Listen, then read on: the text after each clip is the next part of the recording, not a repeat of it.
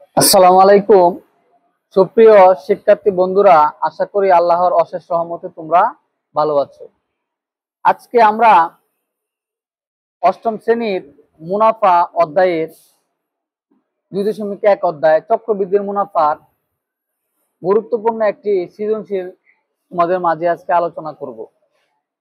তো প্রশ্নটা হচ্ছে, একই হার মুনাফা, একই চক্রবৃদ্ধি মুনাফায় কোন মূলধন এক বছরান্তে চক্রবৃদ্ধির মূলধন 19,500 টাকা, 19,500 টাকা এবং 2 বছরান্তে চক্রবৃদ্ধি মূলধন 20,280 টাকা। প্রশ্নটা হচ্ছে, মুনাফা নির্ণয়ের সূত্র লিখো। মুনাফা নির্ণয়ের সূত্র লিখো। মূলধন নির্ণয় করো। একই হারে উক্ত মূলধনের জন্য 3 বছর পর সরল মুনাফা ও চক্রবৃদ্ধির মুনাফার পার্থক্য নির্ণয় করো। তাহলে প্রশ্নটি যদি একটু আমি খেয়াল করি, তাহলে দেখা যাচ্ছে একই হার চক্রবৃদ্ধি মুনাফায় কোন মূলধন এক বছরান্তে চক্রবৃদ্ধির মূলধন সি দেওয়া আছে এবং 2 বছরান্তে চক্রবৃদ্ধির মূলধন সি দেওয়া আছে।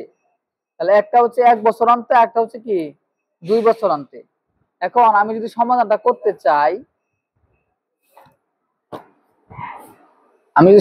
করতে চাই, ক নাম্বার প্রশ্নটা ছিল মুনাফা নির্ণয় করো। মুনাফা নির্ণয়ের সূত্রটা লিখো। তাহলে আমি লেখার চেষ্টা করছি। ক 13 ক 13 ক মুনাফা আই সমান সমান পি এন আর।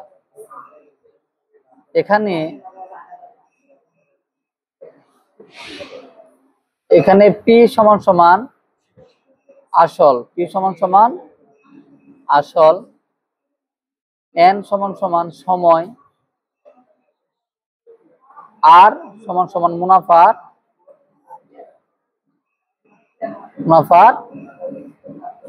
হার। মুনাফার হার। এ ছিল আমার ক এর সমাধান। এখন খ বলছে মূলধন নির্ণয় করো। মূলধন নির্ণয় করো। মূলধন নির্ণয় করো। এখন প্রথম বছরান্তে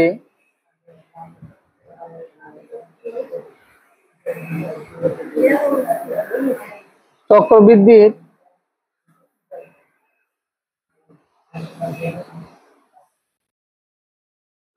মূলধন সমান সমান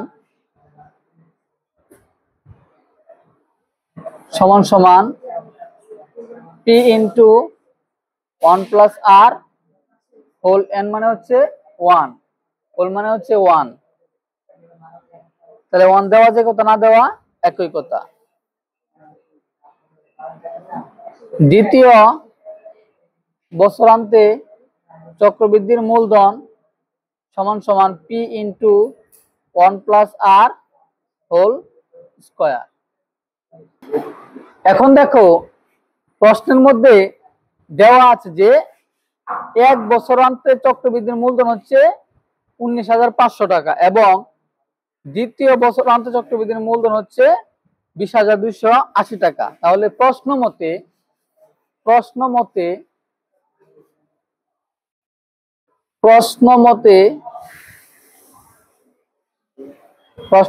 পি ইন্টু 1 প্লাস আর হোল এন মানে হচ্ছে 1 দেওয়া যে কথা, না দেওয়া একই কথা, সমান সমান হচ্ছে 19,500 টাকা। তাহলে এটাকে আমি 1 নম্বর সমীকরণ দিলাম। আবার দ্বিতীয় বছরান্তে পি সমান পি ইন্টু 1 প্লাস আর হোল এন মানে 2 সমান সমান হচ্ছে, প্রশ্নে আমার দেওয়া আছে 20,280 টাকা। এটা হচ্ছে আমার 2 নম্বর সমীকরণ। এখন এখান থেকে ক্যালকুলেশন করে আমাকে মূলধনটা নির্ণয় করতে হবে, পিটা নির্ণয় করতে হবে। তাহলে 2 নম্বর সমীকরণকে 1 নম্বর সমীকরণ দিয়ে ভাগ করে ফেলো, অর্থাৎ বড়টাকে ছোট দিয়ে কি করে ফেলো, ভাগ করে ফেলো। যদি আমি ভাগ করি তাহলে p into 1 plus r whole square by p into 1 plus r whole n মানে 1 দেওয়া যায় কথা না দেওয়া একই কথা। তাহলে 20,280 ভাগ হচ্ছে 19,500, 19,500। এখন যদি আমি কাটাকাটি করি তাহলে এই পি পি ক্যান্সেলিং, উপরে আছে 2টা 1 প্লাস আর, নিচে আছে একটা 1 প্লাস আর, তাহলে উপরে একটা নিচে দুটো কাটা যাবে, তাহলে উপরে করা থাকবে শুধু একটা থাকবে। তাহলে 1 প্লাস আর সমান সমান 20,280 কে আমি কি করব, 20,280 কে আমি 19,500 দিয়ে কি করব, ভাগ করব। ভাগ করলে ফলাফলটা কত হয়, 20,280 কে 19,500 দিয়ে ভাগ করলে ফলাফল হয় হচ্ছে 1.04। এটা ক্যালকুলেটরের মাধ্যমে করা যায়। এখন এই 1 প্লাস আর এর ভ্যালুটা আমি যে কোনো একটা সমীকরণে কি করব, বসাই দিব, যে কোনো একটা সমীকরণে বসাই দিব।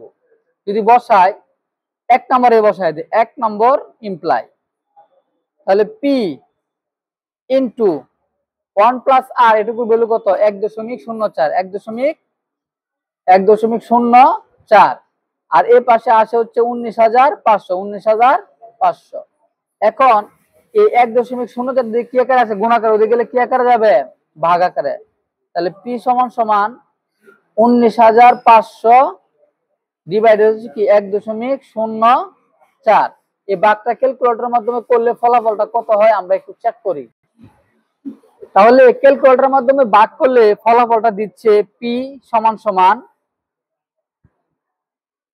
18,750 টাকা, যা আমাদের নির্ণয় কি, মূলধন। সুতরাং নির্ণয়